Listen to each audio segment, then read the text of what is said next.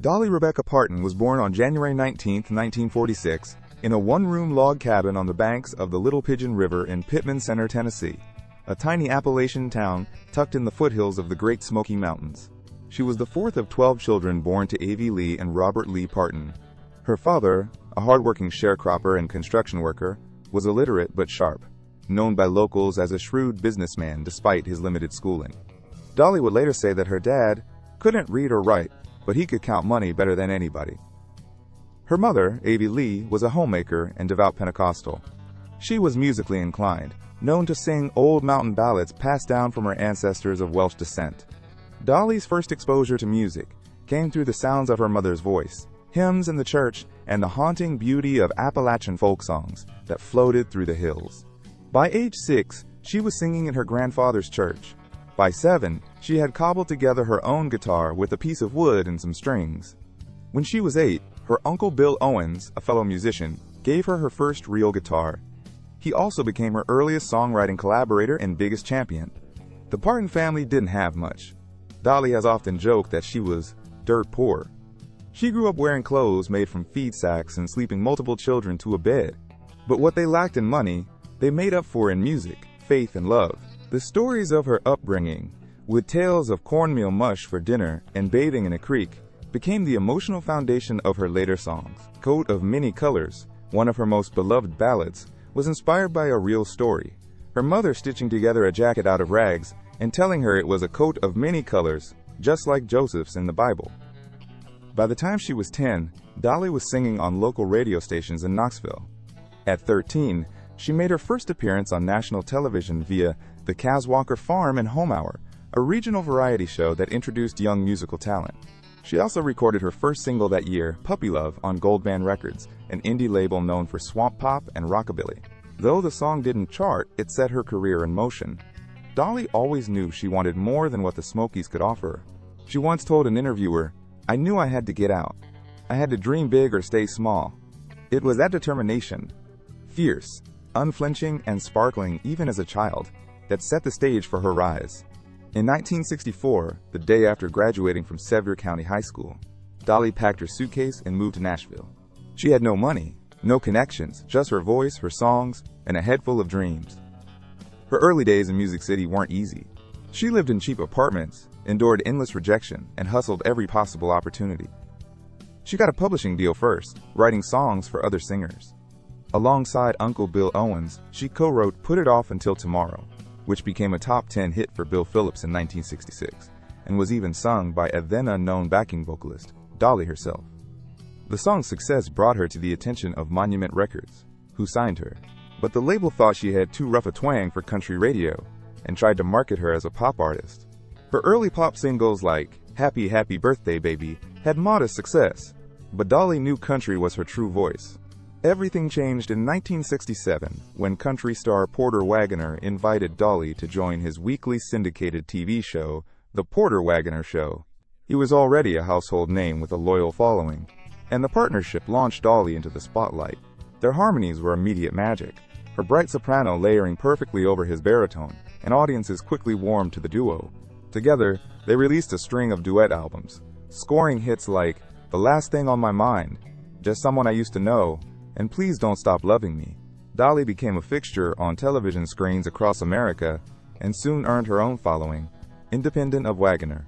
Though their partnership was fruitful, it was also fraught with tension. Dolly, always ambitious, wanted to branch out on her own. Wagoner, who had helped her rise, wasn't ready to let go. Their professional split was famously chronicled in 1974's I Will Always Love You, a song Dolly wrote for Porter as both a farewell and a thank you. It wasn't a breakup song, it was a graceful exit letter. Porter reportedly cried the first time he heard it. The song would go on to become one of the most iconic country ballads of all time, hitting #1 on the country charts not once, but twice. In its original version and again in 1982, when Dolly re-recorded it for the Best Little Whorehouse in Texas. And, of course, it was reborn once again when Whitney Houston turned it into a global pop anthem in 1992. The 1970s would mark Dolly's transition from a Nashville darling to a cross-genre powerhouse, but her roots, and the foundation laid with Wagoner, would always stay with her. As the 1970s took flight, Dolly Parton was no longer just the protege of Porter Wagoner. She had evolved into a solo force, both on the charts and in American culture. Her music, always rooted in Appalachian storytelling, began to take on sharper edges and more ambitious arrangements. And with that momentum came a hit that would define a decade. Jolene. Released in 1973, Jolene was inspired by a real moment. Dolly once told the story of a red-haired bank teller who flirted with her husband, Carl Dean. Though Dolly never saw it as serious, she turned the tension into one of the most iconic country songs ever written. With a pleading voice and hypnotic guitar riff, Jolene became a #1 hit in the US and abroad. Its minimalism made it timeless. The lyrics were simple, a woman begging another not to steal her man, but the emotion was raw, aching, and utterly real. At the same time, Dolly's image began to evolve. She leaned into her signature look, platinum blonde hair, rhinestone-studded outfits, bold makeup, and high heels. It was exaggerated, almost camp, but entirely self-aware. "It costs a lot of money to look this cheap," she famously quipped. People underestimated her because of her looks. That was her secret weapon. With her newfound fame, Dolly also began breaking into mainstream entertainment. Her 1977 album, Here You Come Again, marked her first real crossover into pop music. The title track went top 10 on the Billboard Hot 100, proving that her appeal extended far beyond country radio. By the end of the decade, Dolly Parton wasn't just a star, she was a brand. In 1980, she made her acting debut in the hit comedy 9 to 5, co-starring Jane Fonda and Lily Tomlin. The movie, a workplace satire about 3 women turning the tables on their sexist boss, struck a chord with working-class audiences and feminists alike. It was a box office smash. Dolly not only starred in the film, but also wrote its title track. 9 to 5 Inches became a cultural anthem, a song about hard-working women tired of being underpaid and overlooked. It earned Dolly an Academy Award nomination and 2 Grammys, and it cemented her reputation as a multi-talented powerhouse. She was now a triple threat: singer, songwriter, actress, and she was just getting started. In the early 1980s, Dolly was at her commercial peak. She had conquered country, crossed into pop, and charmed Hollywood. But despite her mainstream success, she never left her country roots behind. She continued to release albums that blended heartfelt ballads with upbeat, radio-friendly hits. Her acting career continued with films like The Best Little Whorehouse in Texas, 1982, where she starred alongside Burt Reynolds, and Rhinestone, 1984, with Sylvester Stallone, though the latter was critically panned.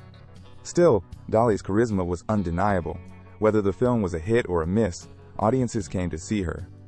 One of the most pivotal moments of this era was the resurgence of I Will Always Love You. Originally written in 1974 as her goodbye to Porter Wagoner, Dolly re-recorded the song for Whorehouse, and it again topped the country charts. The track had now become part of the American songbook, but its final transformation came years later in 1992, when Whitney Houston covered it for the soundtrack of The Bodyguard. Houston's soaring rendition turned the song into a global sensation. It became one of the best-selling singles of all time, topping the Billboard Hot 100 for a record-breaking 14 weeks. Though Whitney's version was vastly different in style and scale, it preserved the emotional core of Dolly's writing. Dolly, who retained the publishing rights, earned millions in royalties. She reportedly once said, "I made enough money off that song to buy Graceland." But Dolly didn't just profit financially. She was publicly gracious and supportive of Houston's interpretation. She never demanded spotlight or ownership in interviews. Instead, she said, "I was honored." This is one of the most enduring examples of Dolly's brilliance. She had written a song with timeless emotional power. It worked as a stripped-down country ballad. It worked as a dramatic pop crescendo. And it worked because it was honest. By the mid-1990s, Dolly had transcended genre. She was no longer just a country star, or a pop icon, or a movie actress. She was something larger. She was Dolly, and that name meant something all on its own. By the mid-1980s, Dolly Parton had become a household name, not just as an entertainer, but as a symbol of perseverance, kindness, and savvy business sense. It was during this period that she launched one of her most ambitious and personal ventures, Dollywood. Opened in 1986 in Pigeon Forge, Tennessee, Dollywood was more than just a theme park. It was a tribute to Dolly's roots, a physical embodiment of her Appalachian upbringing, musical legacy, and devotion to family and community. Built on the site of a former amusement park called Silver Dollar City, Dollywood combined thrill rides with Southern hospitality, live music, crafts, and cultural exhibits celebrating the Smoky Mountains. Dolly wasn't just the face of the park, she was its soul. From the Butterfly Garden to the Chasing Rainbows Museum, which houses her stage costumes and awards, Every corner of Dollywood is infused with her personal story. The park grew into one of the most visited tourist destinations in the southeastern United States, drawing over 3 million visitors a year. In interviews, Dolly often emphasized how Dollywood allowed her to give back to the region that shaped her. The park created thousands of jobs, boosted the local economy, and became a place where Southern culture, often overlooked or caricatured in mainstream media, could be celebrated with dignity. Dollywood wasn't just an economic success. It became an emotional anchor for Dolly herself. She once said, "I've always wanted to do something for my people." I don't mean that in a vain way. I mean, literally, my people. The folks who live here. My family, my kin, my fans. As the park expanded, adding a water park, resort hotel, and festivals, it became clear that Dolly Parton was more than an entertainer.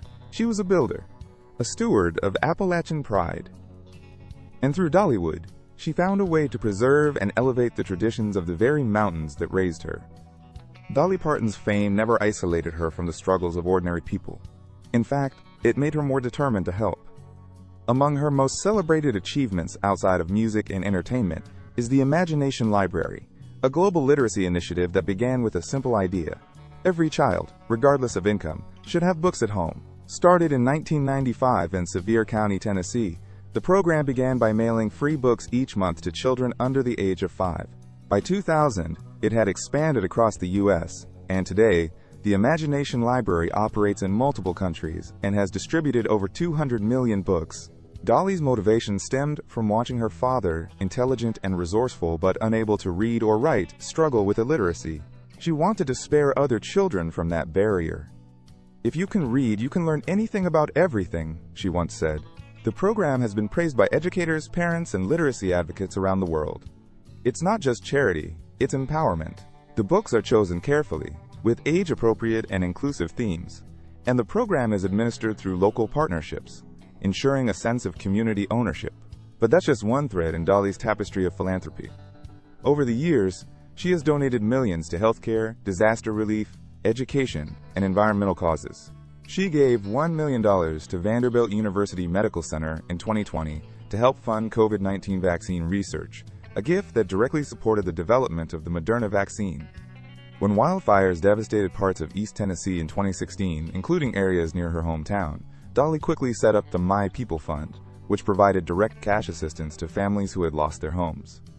The fund gave $1,000 per month for 6 months to over 900 families, plus a final $5,000 bonus payment at the end. She has quietly paid for scholarships, funeral expenses, and medical care for people she never met, simply because someone told her they needed help. And through it all, she's remained humble. "I don't do it for credit," she said. "I do it because I see myself in those folks." Dolly Parton's generosity isn't a side project. It's central to who she is. She's used her fame and fortune not just to build a career, but to lift up others in tangible, life-changing ways. By the 1990s and early 2000s, many artists of Dolly Parton's generation began to fade from mainstream relevance. Radio was shifting, country music was turning increasingly pop, and younger artists dominated the charts. But Dolly, she did what she always had. She adapted.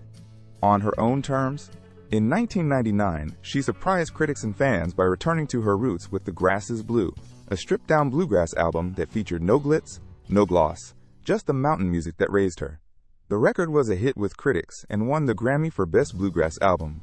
Suddenly, Dolly wasn't just a legend, she was cool again. This album marked the beginning of what fans and journalists often refer to as Dolly's Renaissance period. Over the next few years, she released a string of albums, Little Sparrow, Halos and Horns, Those Were the Days, that leaned heavily into Appalachian instrumentation, gospel harmonies, and traditional storytelling. She was writing songs again with that raw, unfiltered edge that had always made her stand out. She also used this period to reclaim parts of her identity. The media had often reduced to jokes. Her appearance, her accent, her southernness. In interviews, she became more vocal about sexism in the industry, about the complexities of her image, and about the sharp intelligence that had always driven her business decisions. During this time, Dolly refused to slow down. She published memoirs, launched new music ventures, and even started working on Broadway adaptations of her work, including 9 to 5, the musical, which opened in 2009 and earned her a Tony nomination for Best Original Score. Younger generations began to rediscover her. Artists like Miley Cyrus, her goddaughter, Casey Musgraves, and Brandi Carlile cited her as a primary influence. Gay fans and feminists, who had long adored Dolly, now saw her openly embracing those communities. She became not only an icon, but a queer icon, a feminist icon, and a beacon of authenticity in an industry often built on artifice. And through it all, Dolly stayed. Dolly. Funny, self-deprecating, kind, and never, ever boring. One of the most fascinating things about Dolly Parton is that despite her global fame, she has always considered herself an outsider. In Nashville, she was a poor mountain girl with big dreams. In Hollywood, she was a country girl with big hair. In business, she was a woman in a man's world. Yet in every room, she found a way to shine, often by refusing to fit in. Her deep Christian faith has always been a cornerstone of her identity, but Dolly's version of spirituality is grounded in compassion, not judgment. "I'm not religious, but I'm very spiritual," she has said. "I try to live by the golden rule, to treat people the way I'd like to be treated." She's written countless gospel songs, and once released a full spiritual album titled Heart Songs, Live from Home. She's never pushed her beliefs on others, and perhaps that's part of why she resonates with such a wide audience. She is inclusive, loving, and accepting, traits often lost in the shouting matches of modern celebrity discourse. Despite decades of fame, Dolly has managed to keep much of her private life private. Her marriage to Carl Dean has lasted since 1966, a remarkable feat in any world, let alone show business. Carl is famously reclusive, rarely appearing in public with Dolly, and avoiding the limelight entirely. Yet, she has often said that his support and groundedness helped keep her sane. She has no children of her own, a fact she's spoken about openly, saying she believes it was God's plan so she could be a mother figure to many through her work and philanthropy. And that's what she's become, not just a star, but a maternal figure in American culture. A woman who's seen it all, who's taken the hits and kept singing, who can make you laugh with one sentence and cry with the next. Even as she entered her 70s and 80s, she didn't stop. She wrote books, launched a Netflix series, collaborated with younger artists, and continued to perform live. In 2022, she was inducted into the Rock and Roll Hall of Fame, a rare feat for a country artist, and initially declined the honor, saying she didn't feel she'd earned it. When they insisted, she accepted and promptly announced she'd record a rock album to live up to it. That's Dolly Parton. Always humble, always hustling, always rewriting the rules. Thanks for watching. Don't forget to subscribe, like, share, and to leave a comment down below who should we make next video about. See you in the next one.